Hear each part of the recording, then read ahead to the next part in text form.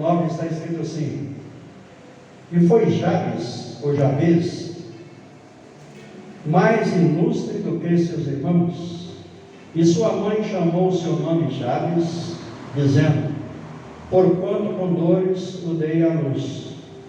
Porque Jabes invocou o Deus de Israel, dizendo: se me abençoares muitíssimo, e meus termos amplificares, e a tua mão for comigo, e fizeres que do mal não seja aflito, e Deus lhe concedeu o que lhe tinha pedido. Amém? Amém. Glória a Deus. Coloque a sua Bíblia sobre o seu assento aí, tome o seu lugar e dê um louvor de palmas para Jesus.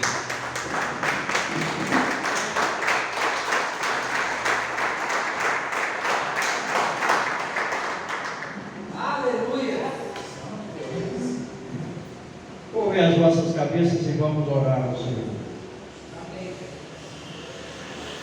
Soberano Deus e eterno Pai, é no nome do teu Filho amado Jesus que eu venho adentrar na tua presença, que eu venho adentrar na sala do teu trono para te louvar, exaltar e glorificar o teu nome, ó Pai, e para te agradecer, ó Pai, porque até aqui o Senhor tem nos sustentado, tem nos abençoado, tem nos honrado e tem nos guardado. Ó Pai, em nome do Senhor Jesus Cristo de Nazaré, tome esse lugar em tuas mãos, tome a cada irmão, a cada irmã em tuas mãos. Ó meu Deus, na autoridade do nome de Jesus, eu repreendo todo o mal, eu repreendo toda seta maligna, todo laço maligno, eu repreendo, ó Pai, tudo aquilo que não provém de ti, eu repreendo toda ação contrária, todo vento contrário, e declaramos que só o Senhor é Deus e não há outro Deus além de ti. Meu Deus, nós somos sabedores, ó Pai, que a igreja é do Senhor, a palavra é do Senhor, que quem batiza no Espírito Santo é o Senhor, quem cura é o Senhor, quem salva é o Senhor. O homem é simplesmente instrumento nas mãos do Senhor. Eu me coloco nesta noite, ó Pai, como instrumento em tuas mãos, para ser usado conforme aprouver o Senhor, conforme a tua vontade, ó Pai. Tome a minha vida em tuas mãos. Esta, Pai, é a minha oração no nome de Jesus. Amém? Amém. Vamos fazer uma oração, irmãos? A oração que o Senhor Jesus Cristo nos ensinou, que é: Pai nosso que estás no céu, santificado seja o vosso nome, venha a nós o teu reino, seja feita a tua vontade, assim na terra como no céu. O pão nosso de cada dia nos dai hoje, perdoai as nossas dívidas, assim como nós perdoamos aos nossos devedores, e não nos deixeis cair em tentação, mas livrai-nos do mal, porque teu é o reino, o poder, a honra e a glória para todos sempre. Amém? Essa foi a oração que o Senhor Jesus nos ensinou, irmãos. Nós devemos orar e clamar ao Senhor, que nós devemos buscar a face do Senhor. Mas, irmãos, o texto que ora acabamos de ler, que se encontra no livro de 1 Crônicas, 1 Crônicas, capítulo 4, versículo 9 e o 10, nos chama a atenção, porque se nós formos ler, irmãos, é cansativo. Eu acho que poucos já leram aqui o livro de 1 Crônicas, do capítulo 1 até o 9. Eu acho que poucas pessoas já leram. Por quê? Porque 1 Crônicas, do capítulo 1 até o 9, é só a genealogia.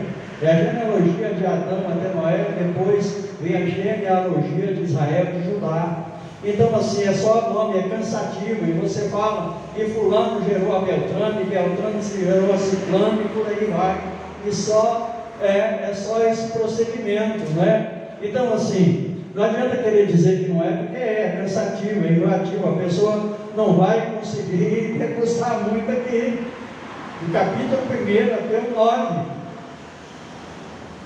Mas o escritor, irmãos, que alguns historiadores dizem que foi Esdras, né, que escreveu o livro de 1 e 2 Crônicas, né? Ele está escrevendo, ele começa a escrever a genealogia e vai falando, e de repente, no meio, né, no capítulo 4, de repente ele vem, começa do versículo 1 até o capítulo 8. Quando chega no capítulo 8, de repente ele para a história da genealogia de Israel, ele corta a história e começa a dizer a história de uma outra pessoa, começa a falar uma outra história, começa a contar uma outra passagem, começa a contar um outro fato que aconteceu, de repente é cortada, como se o escritor dissesse assim: olha, essa história que eu vou contar agora é mais importante, faz-se necessidade de narrar esse texto, que são esses 2 versículos que contam a história desse menino, desse homem, por nome Jabes, né? Essa história que nos chama a atenção aqui, foram somente 2 versículos, e depois também, da mesma forma que aparece assim, abruptamente, essa passagem de 1 Crônicas, capítulo 9, capítulo 4, versículo 9 e o 10, também da mesma forma que começou, também que cortou. Se você procurar da Bíblia, de Gênesis a Apocalipse, você não vai achar mais nada sobre a história de Jabes. Você não vai achar, você só vai achar uma cidade que chama Jabes de Gileade. Mas mais nada conta sobre a história desse moço. Mais nada fala, a Bíblia não narra mais texto nenhum sobre a história desse menino, Jabes,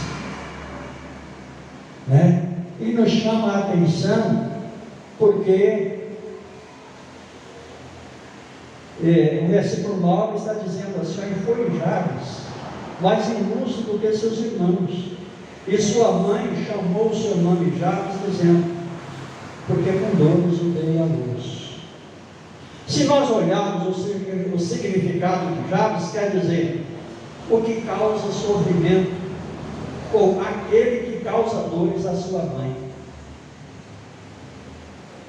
O que causa sofrimento, ou aquele que causa dores à sua mãe.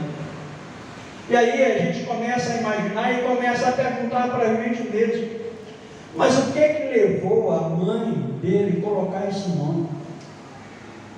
Porque ele teve outros irmãos, porque o texto do capítulo 4, o texto do versículo 8 diz que ele foi mais ilustre, o versículo 9 diz que ele foi mais ilustre do que seus irmãos, ou seja, ele teve mais irmãos.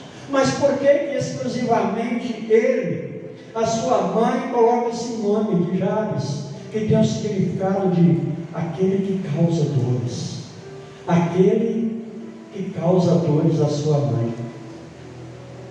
Por que ela colocou esse nome dele? E aí a gente começa a pensar, e começa a mexer com os neurônios aqui. Por quê? Porque você caça explicação, você caça alguma coisa aqui referente a esse passado, mas nós não vamos achar. E aí a gente começa a pensar assim: puxa vida,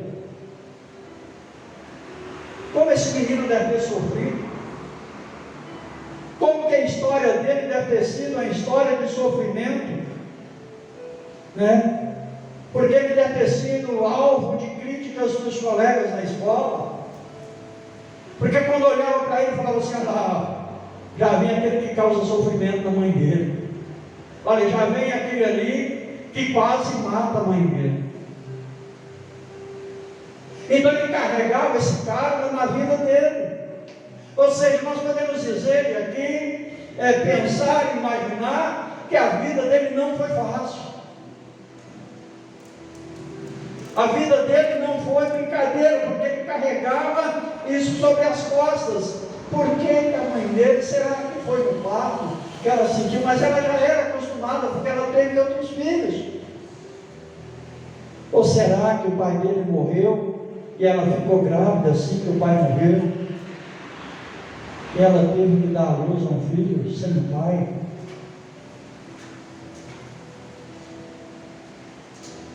O que levou ela a colocar esse nome, Jabes, aquele que causa dores? Já pensou a vida desse menino? Já pensou que ele carregava sobre as costas, desde a sua infância até chegar à idade adulta, quantos sofrimentos esse menino não passou? Tudo que ele passou, porque ninguém explica, a Bíblia não explica o que foi que levou a mãe a colocar esse nome nele, que levou a colocar talvez essa maldição sobre a vida dele, porque as pessoas olhavam para ele e diziam: olha, lá vai aquele que quase mata a mãe, lá vai aquele que causou pesares, que causou tristeza, que causou amargura à mãe.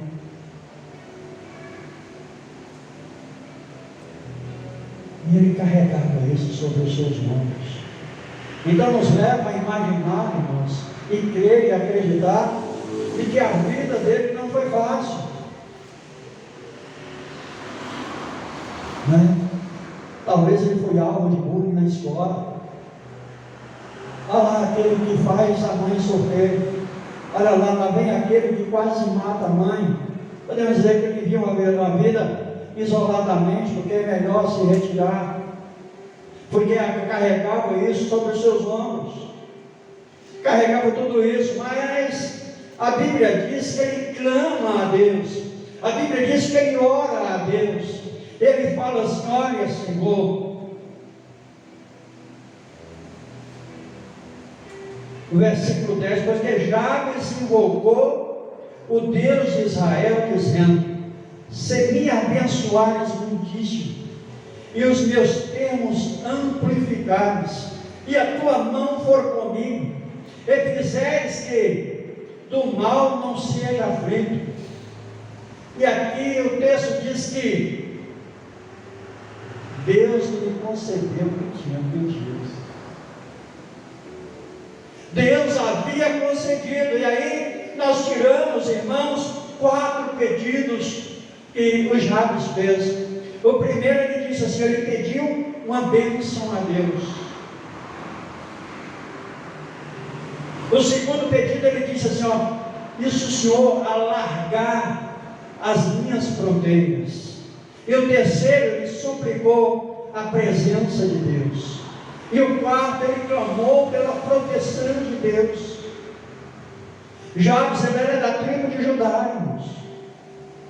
Nós sabemos que a oração, ela não tem o poder de mudar o nome da pessoa, mas sabemos que a oração, ela tem o poder de mudar o destino da pessoa. A Bíblia diz que a oração de um justo, ela pode em muitos em seus efeitos. A palavra do Senhor está escrita: clama a mim e responder-te-ei, e anunciar-te-ei coisas grandes e firmes que não sabes. É na oração. A Bíblia diz, está escrito no Evangelho de Mateus capítulo 18, está escrito: também eu vos digo que se dois de vós concordarem na terra acerca de qualquer coisa que pedirem, e isto será feito por meu Pai que está nos céus. Então nós entendemos que a oração, ela é a chave da vitória. A oração é que move o coração de Deus. A oração é que muda a nossa história. A oração é que nos aproxima de Deus. A oração é que nos leva até a sala do trono. A oração é que quebra barreiras. A oração é que quebra a maldição. A oração é que quebra todos os males.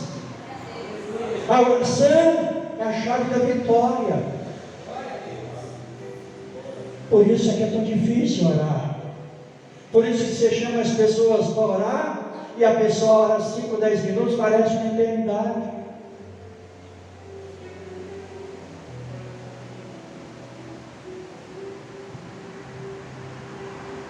A oração é que move a mão de Deus. E a Bíblia diz que Deus ouviu esse clamor dele, porque talvez Deus estava contemplando o sofrimento daquele menino desde o seu nascimento, até o momento que ele entendeu que o homem não poderia mudar a história, Deus não poderia mudar o destino dele, o homem não poderia, mas Deus podia.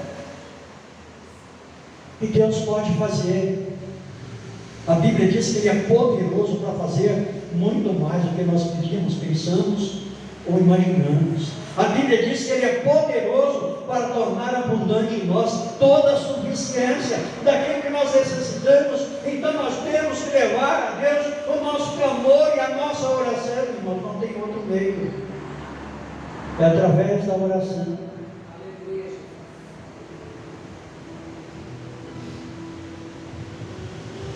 Aleluia.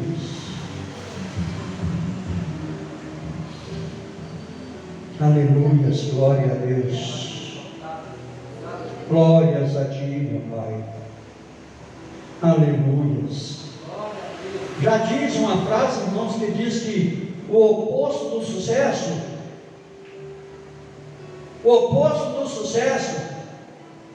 não é a derrota. O oposto do sucesso é a desistência. Quando nós desistimos de um objetivo que nós apresentamos a Deus, isso sim se torna fracasso. Quando nós começamos muito bem, e nós oramos e buscamos, e o primeiro dia nós oramos 1 hora, daí a pouco já cai para 40 minutos, e daí a pouco nós estamos deixando de orar a desistência. E Deus fala para perseverar, continuar na oração, perseverar na oração, perseverar crendo que Deus pode mudar, que Deus pode transformar, que Deus ainda é o mesmo que abençoou Jabes, é o mesmo que hoje que nós servimos.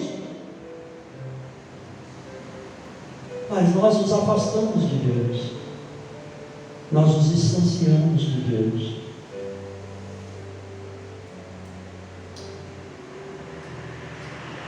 E o segundo pedido de Jabes, pedido meio ousado: eu peço ao Senhor que alargue as minhas fronteiras, eu peço ao Senhor que aumente as minhas propriedades, eu peço ao Senhor que aumente aquilo que eu tenho. E Deus concedeu, e Deus abençoou.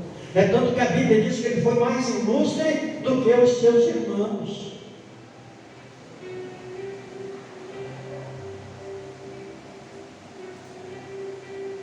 E o terceiro pedido, ele diz assim: ele suplicou pela presença de Deus. Ele entendeu, irmãos, que todas as coisas na vida do homem, para ele ser bem sucedido, para ele ser alguém na vida, para ele ter vitória, sucesso em tudo que ele fizer, tem que ter a presença de Deus. Sem a presença de Deus, nós não chegaremos a lugar nenhum. Sem a presença de Deus, nós vamos ser mais um em meio à multidão. Sem a presença de Deus, a nossa história acaba cedo. Sem a presença de Deus, tudo aquilo que nós pensamos em construir desaba e cai por terra. A própria Bíblia diz que aquele homem que construiu a sua casa, ou seja, construiu o seu projeto, o seu sonho, foi sobre a areia, veio o vento, veio o vendaval e bateu contra aquela casa, ela caiu, porque ela não estava firmada sobre a rocha. Mas quando nós edificamos a nossa casa na presença de Deus, nós somos bem-sucedidos. Quando nós edificamos a casa na presença do Senhor Deus Todo-Poderoso, nada pode nos impedir, nada pode nos parar, porque Deus é o nosso baluarte e a nossa fortaleza. Então ele disse assim: eu quero que o Senhor amplie as minhas fronteiras, mas eu preciso da tua presença. Eu preciso da tua presença comigo. No Salmos de número 51, versículo 10 e 11, é uma das passagens mais lindas que tem do salmista Davi, porque ele reconhece a sua pequenez, ele reconhece o quanto ele é pequeno, apesar de tanta glória que ele teve, apesar de tanta honra que ele teve, um dos reis mais temidos da história de Israel, um dos reis mais sucedidos da história de Israel, um dos reis mais ricos da história de Israel, um dos reis mais temidos da história de Israel. Mas ele ergue a sua voz e diz: olha, Senhor, o Senhor pode tirar tudo de mim, mas uma coisa eu te peço: não retires de mim o teu Espírito, porque o Espírito Santo de Deus é mais importante em nossa vida do que qualquer coisa. O Espírito Santo de Deus é que faz a diferença em nossas vidas. O Espírito Santo é a essência de Deus dentro de nós, é Ele que nos é o Consolador. E ele diz: o Senhor pode tirar tudo, tira dinheiro, tira servo, tira capa, tira coroa, mas uma coisa eu te peço: não afastes tua presença de mim, não tires tua presença de mim. Sonda-me, ó Deus, vê se há algo em mim que não é do teu agrado. Está entendendo isso? Então a presença de Deus em nossas vidas, ela é mais do que suficiente. A presença de Deus em nossas vidas é como o ar que nós respiramos, a essência de Deus em nossas vidas. É por isso que o salmista Davi disse: olha, assim como a corça anseia pelas águas, eu anseio por ti, ó Deus. E a história da corça é assim. Ela consegue captar, ela consegue perceber através dos seus sentidos um poço, água corrente debaixo do chão a 2, 3 metros de profundidade. Ela conhece pressentir. E ela vai seguindo aquele barulho até achar água, ela não desiste. E aí o salmista está assim como a corça anseia pelas águas, eu anseio pela tua presença em nossas vidas, porque a tua presença pode transformar, a tua presença cura, a tua presença liberta, a tua presença tira a tristeza, a tua presença abre portas, porque a presença de Deus é insubstituível. Quantas pessoas tentam substituir a presença de Deus nos jogos, tentam substituir a presença de Deus na prostituição, no adultério, nas drogas, na bebida, tenta achar a presença de Deus em vários lugares, mas não acha, porque a presença de Deus, ela é maravilhosa.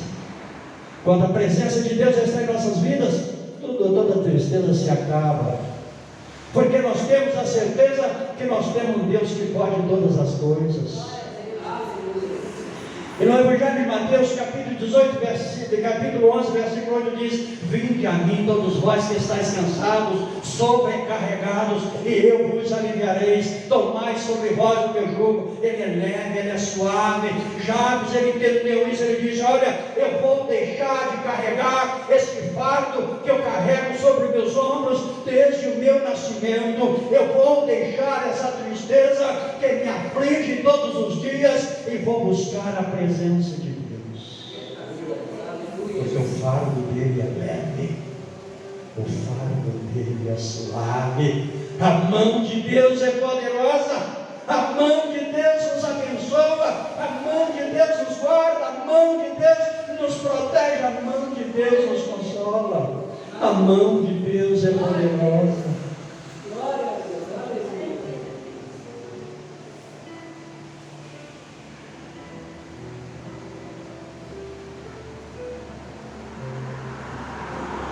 Aleluia, glórias a ti, Deus, tu és santo. E ele disse: e eu quero ser abençoado. O primeiro pedido dele, uma bênção. O significado de abençoado é ser uma pessoa próspera em tudo, espiritualmente, emocionalmente e fisicamente. Livro de Provérbios, capítulo 10, versículo 22, está escrito: as bênçãos de Deus enriquecem, não acrescenta dores. Então Jabes entendeu que acima de tudo é Deus. Ele entendeu que acima da prosperidade é a presença de Deus. Ele entendeu que a bênção, que a vitória dele é a presença de Deus, é mais importante do que qualquer coisa. E quando nós colocamos, irmãos, Deus acima de todas as coisas em nossa vida, o nosso prazer é servi-lo. Quando Deus está em primeiro lugar na nossa vida, o nosso prazer é adorá-lo. Quando Deus está presente em nossas vidas, tudo se passa, irmãos. Nada faz sentido nesse mundo, porque a presença de Deus é mais importante em nossas vidas. Jabes, ele não acomodou com aquela situação. Jabes, ele não acomodou com o rumo que iria tomar a vida dele. Ele determinou no coração dele, falar: eu não posso fazer, eu não posso mudar, eu não posso procurar um cartório e simplesmente mudar o meu nome, mas eu posso procurar aquele que pode mudar o rumo da minha história. Sofrimento, provações, limitações, decepções, afrontas, nós sofremos todos os dias, e isso faz parte do aprendizado do cristão, do servo de Deus. Primeiro, irmãos, nós fomos levados ao deserto. Primeiro nós fomos levados à provação. e às vezes aquilo dói em nossas vidas, às vezes nós sofremos a ponto de querer desistir, a ponto de querer parar, mas aí o Consolador vem. Vale a pena continuar e prosperar, porque a bênção está logo ali.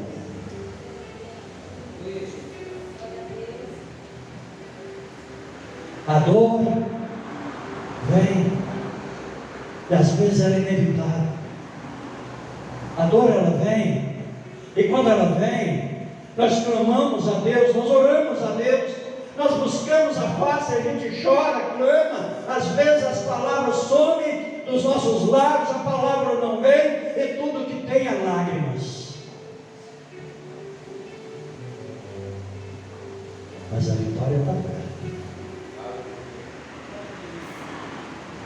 Não importa o começo, o que importa é o fim. Não importa o começo, se você está sendo humilhado, se você está sendo achincalhado, se as pessoas olham para você e pensam que você é só mais um no macho. Não importa isso. O que importa é a sua comunhão com Deus. O que importa é que você está clamando e acreditando que a qualquer hora Ele vai se manifestar e vai te responder as tuas orações.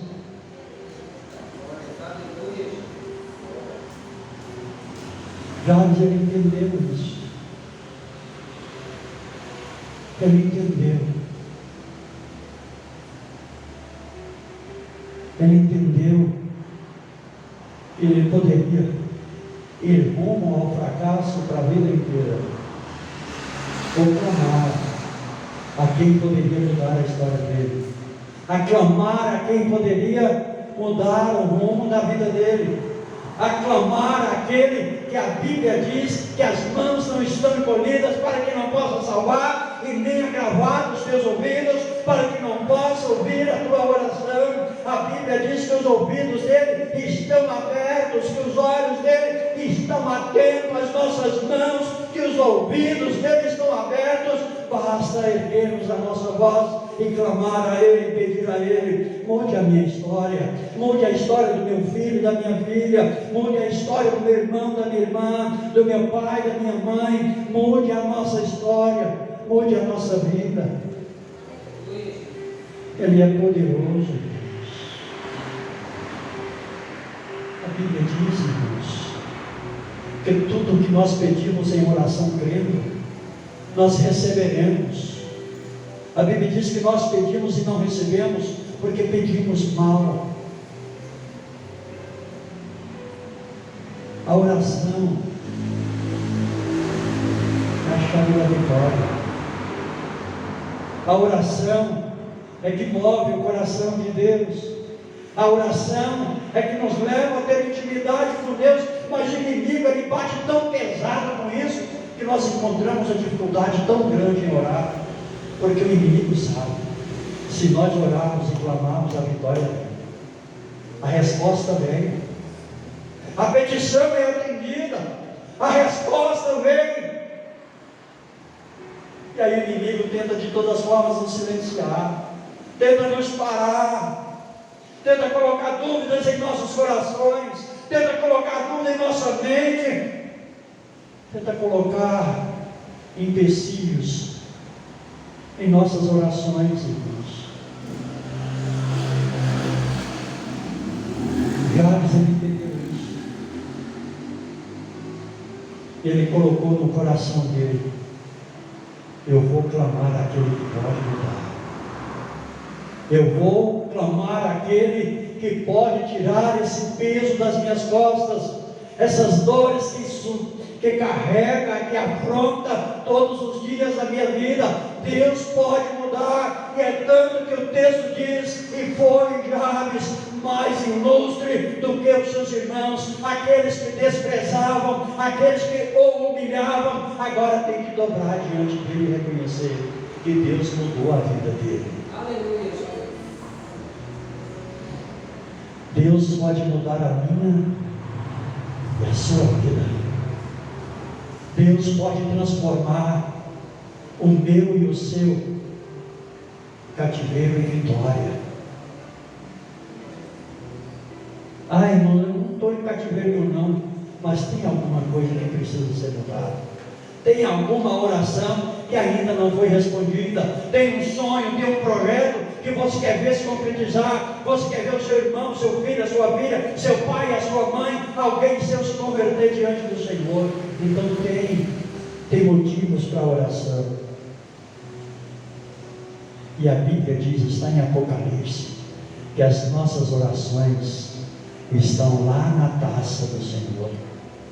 As orações dos santos estão na taça do Senhor. Deus, Ele não deixou de nos ouvir. Deus, Ele não deixou de ser Deus. Ele continua no controle de tudo e de todos. Ele continua no controle das nossas vidas. A Bíblia diz que Ele tem a chave de Davi. Ele tem a chave, Ele abre a porta, Ele fecha a porta, Ele abençoa, Ele dá a bênção. Ele está no controle. Basta colocarmos em nossos corações que devemos orar e clamar a Ele, e que devemos buscar a Ele de toda a nossa força, de nosso todo entendimento, de toda a nossa vontade. Vamos tirar mais tempo para falar com Deus, para expressar a Ele as nossas gratidões, as nossas tristezas, as nossas decepções. Esperar tão somente Ele. Esperar que a vitória vem. Assim como Ele mudou a história de Jairus, desse menino que tinha tudo para levar uma vida de fracasso e de derrota, mas ele entendeu que se ele clamar, que se ele orar e acreditar e confiar e esperar, a resposta vem. A resposta vem. Amém? Dê um louvor de palmas para Jesus.